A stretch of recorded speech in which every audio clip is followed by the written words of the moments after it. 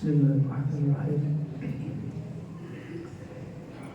Assalamualaikum warahmatullahi wabarakatuh.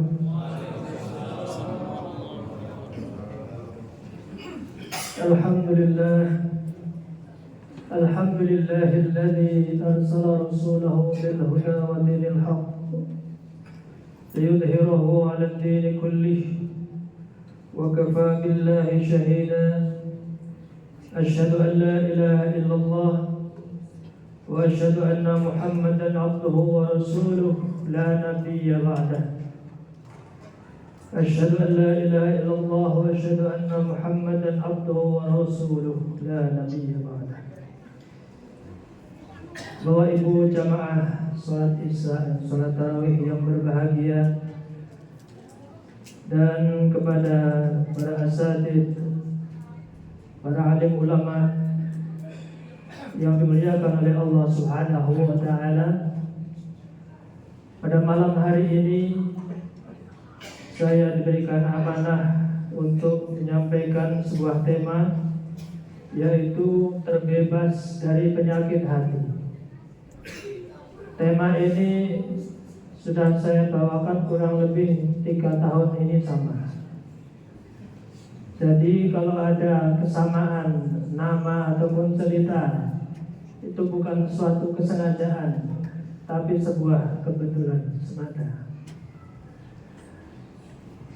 Tetapi untuk Ramadan kali ini agak spesial karena ditayangkan di YouTube.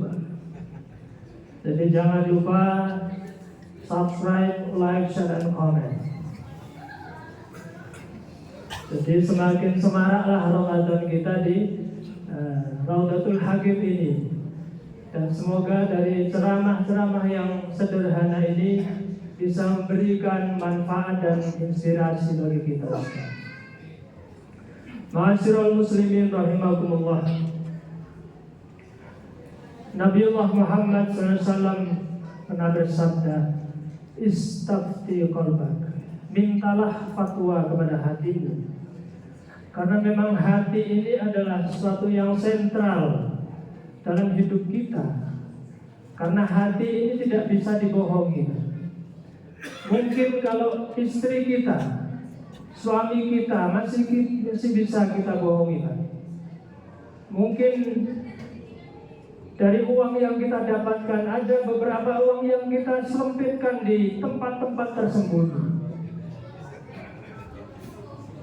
Tetapi kalau hati ini tidak bisa untuk kemudian dibohongi.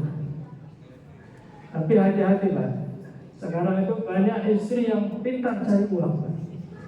Jadi uang yang tersembunyi pun dia akan bisa mendapatkan. Nah ini, Nabi mengatakan, mintalah fatwa kepada hati. Karena dengan hati ini kita akan bisa mencari titik terang dalam hidup kita ini dan akan menuntun jalan kehidupan kita ini. Dan dalam hadis lain, Nabiullah Muhammad SAW bersabda, "Ala inna fil jasadi mudghah, idza salahat salahal jasadu kulluh, wa idza fasadat fasadal jasadu kulluh, ala wahyal qalb." Sungguh bahwa di dalam jasad ini ada segumpal daging, yang apabila daging itu baik, maka akan baiklah seluruh tubuh kita ini. Dan apabila jelek buruk segumpal daging ini, maka akan buruklah jasad kita ini. Ketahuilah, ala wahyal qalb, ketahuilah bahwa segumpal daging itu adalah hati. Nah, untuk kita terbebas dari penyakit hati, maka yang paling utama adalah keimanan. Karena iman ini adalah yang akan menopang segala sendi kehidupan kita sebagai seorang muslim, sebagai seorang mukmin. Jadi agama ini ditopang oleh 3 hal, yaitu iman, syariat, dan akhlak. Ketika keimanan ini ada dalam hati kita, maka insya Allah tidak ada kesedihan dalam setiap kondisi apapun. Tidak ada tempat kesedihan bagi orang-orang yang beriman. Ketika dia hidup pas-pasan ataupun hidup tidak punya apa-apa, dia akan sabar menghadapi cobaan itu, menghadapi ujian itu. Kalaupun ia punya harta, kalaupun ia kaya, maka dia akan bersyukur atas segala nikmat yang Allah berikan. La in syakartum la azidannakum wa la in kafartum inna 'adzabi lasyadid. Barang siapa bersyukur kepada Allah, maka niscaya akan ditambah nikmat Allah itu. Tapi sebaliknya, ketika tidak bersyukur, maka siksa Allah sangatlah pedih. Dalam semua keadaan, seorang mukmin itu tidak akan pernah bersedih hati. Walaupun misalnya, mohon maaf bapak-bapak, kalau istri kita galak cerewet bukan main, susah nggak Pak? Senang. Cuma anak ini yang senang Pak. Kalau istri kita tiap hari ngomel, cerewet, marah-marah terus tiap hari, kira-kira senang apa senang Pak? Bapak-bapak terdiam 1000 kata. Tapi ketahuilah Pak, ada sebuah rahasia yang luar biasa.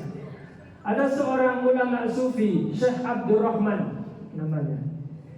Beliau ini seorang ulama sufi yang tidak tahu bahwa dia ini ternyata sudah mencapai derajat waliullah. Dan ternyata salah satu rahasia dia sebagai seorang wali Allah adalah karena dia sabar menghadapi istrinya yang suka ngomel-ngomel dan marah-marah tiap hari. Jadi sejak saat ini Pak, kalau istri kita mungkin galak, suka ngomel, marah-marah, bersyukurlah. Ingatlah tadi yang saya sampaikan, firman Allah, la in syakartum la azidannakum. Barang siapa bersyukur akan ditambah nikmat Allah. Dan kata Gus Baha Pak, ini Gus Baha yang bilang ya, bahwa ketika kita itu punya istri galak suka ngomel, itu tiket surga yang gratis Pak. Kenapa? Kenapa gratis? Kalau kita itu harus menyenangkan istri, ngasih hadiah ke istri, kita harus belikan apa ke istri, kan butuh biaya nih Pak. Tapi ketika kita sabar menghadapi istri yang galak suka ngomel, itu tiket surga yang gratis. Maka berbahagialah. Alhamdulillah.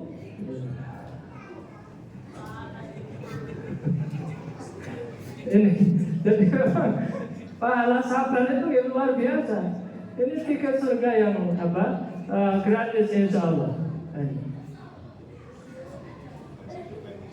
Dan memang secara ilmu psikologi ya, bahwa seorang perempuan itu dalam satu hari dia harus mengeluarkan 20.000 kata. Kalau seorang laki-laki cukup 6.000 kata.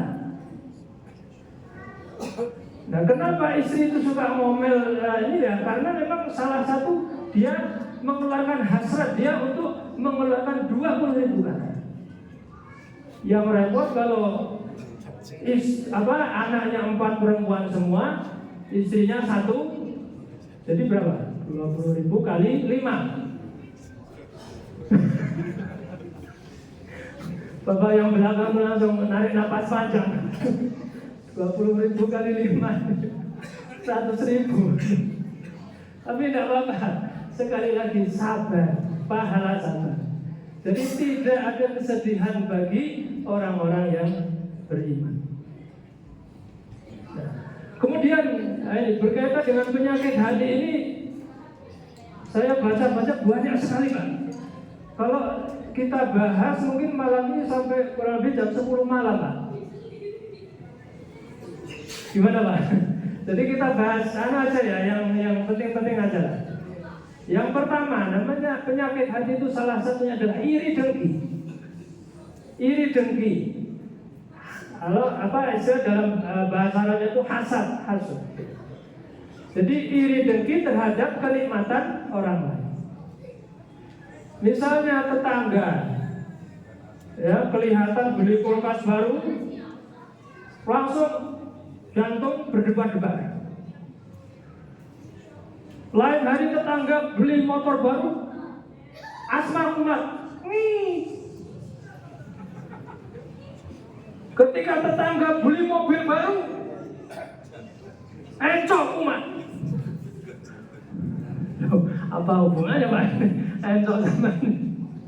Tapi ya itu namanya orang iri dengki itu bahaya. Tidak bakal bahagia. Kata Pak Mardi kemarin, SMS. Senang melihat orang lain susah. Harusnya adalah senang melihat orang lain senang dan susah melihat orang lain susah. Tapi kalau iri dengki itu ya itu senang melihat orang susah, susah melihat orang senang. Makanya sutradara film Titanic pada waktu itu, jadi dia itu membaca psikologis manusia, bahwa manusia itu senang melihat orang lain susah. Maka dia buatlah film Titanic itu yang sedemikian menyedihkan. Ternyata penontonnya luar biasa. Ini salah satu gambaran SMS ini. Ini tetangga punya kebahagiaan beli apa, jantung kumat, asma kumat. Jadi motor baru, asma kumat, mobil baru, ya jantung kumat. Apalagi tetangga punya istri baru, langsung inna lillahi wa inna ilaihi raji'un. Ini bahayanya orang ini begini. Makanya seharusnya kita ini bahagia ketika ada orang lain senang. Ketika tetangga beli mobil baru, alhamdulillah. Semoga lain kali kita bisa numpang mobilnya. Itu. Kemudian sekali lagi bahwa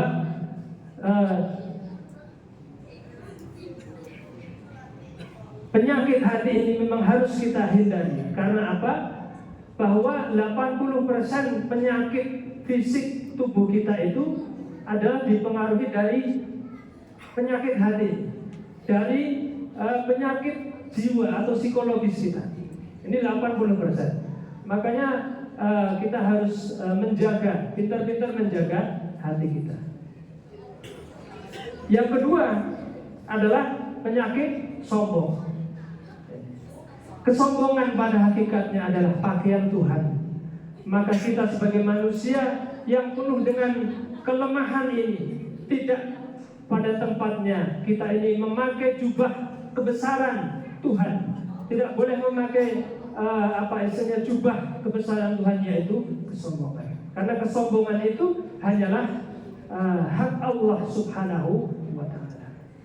Dari sejarah kita bisa belajar bahwa seorang Fir'aun yang dia diberikan kekuasaan, diberikan harta yang semikian banyak, diberikan pengaruh yang luar biasa, tetapi karena kesombongannya dia binasa oleh karena kesombongannya sendiri. Di saat akhir-akhir hidupnya dia mau bertobat kepada Allah, dia mengakui Tuhannya Nabi Musa, tapi karena kesombongannya itulah yang sudah kelewatan, maka tidak diampuni oleh Allah Subhanahu wa ta'ala. Yang kedua. Kemudian yang ketiga adalah dendam. Ini salah satu penyakit hati yang akan sangat mengganggu kehidupan kita, dan dalam taraf tertentu itu akan mengganggu fisik kita. Maka ketika kita mencontoh Rasulullah Muhammad SAW, beliau adalah pribadi yang sangat mudah memaafkan orang lain.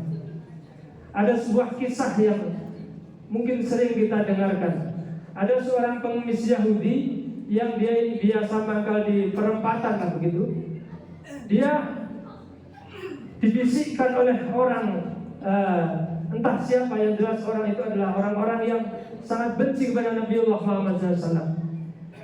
Jadi dia katakan bahwa Muhammad itu adalah pendusta, Muhammad itu adalah pembohong. Setiap hari ketika ia mangkal sebagai pengemis di perempatan itu, yang dia katakan adalah lontaran cemoohan kepada Nabiullah Muhammad SAW. Tetapi apa yang dilakukan oleh Nabi kepada pengemis itu? Nabiullah Muhammad SAW tidak pernah dendam kepada si pengemis itu. Tidak pernah dia kemudian memarahi balik si pengemis Yahudi yang buta itu. Tapi justru ia selalu berbuat baik kepada si pengemis Yahudi buta itu. Bahkan diriwayatkan Nabi sampai mengunyahkan makanan untuk dimakan oleh si pengemis Yahudi. Nah, pada suatu hari dia sadar bahwa orang yang dia ejek, dia cemooh tiap hari itu adalah seorang manusia yang mulia, Nabiullah Muhammad SAW. Maka di saat itulah ia kemudian menangis di depan Abu Bakar As-Siddiq. Dia menyesal yang luar biasa bahwa ternyata orang yang ia ejek tiap hari, ia cemooh tiap hari, itu adalah seorang manusia mulia yang selalu berbuat baik kepada dirinya. Dan kemudian dari hal itu menjadi wasilah dia masuk Islam. Nah, dari kisah itu kita dapat menyimpulkan bahwa seorang Nabiullah Muhammad SAW itu pribadi yang sangat mulia dan mudah sekali memaafkan orang lain. Dan secara ilmu psikologis, bahwa memaafkan itu pada hakikatnya adalah untuk diri kita sendiri, bukan untuk orang yang kita beri maaf. Tapi memaafkan itu adalah untuk kesehatan batiniah dan kesehatan mental kita. Ya, tampaknya tidak bijak apabila saya berpanjang lebar dalam menyampaikan kultum ini. Semoga apa yang singkat ini dapat memberikan manfaat bagi kita semua. Burung irian, burung cendrawasih. Cukup sekian dan terima kasih. Demikian, wallahu a'lam bishawab. Assalamualaikum warahmatullahi wabarakatuh.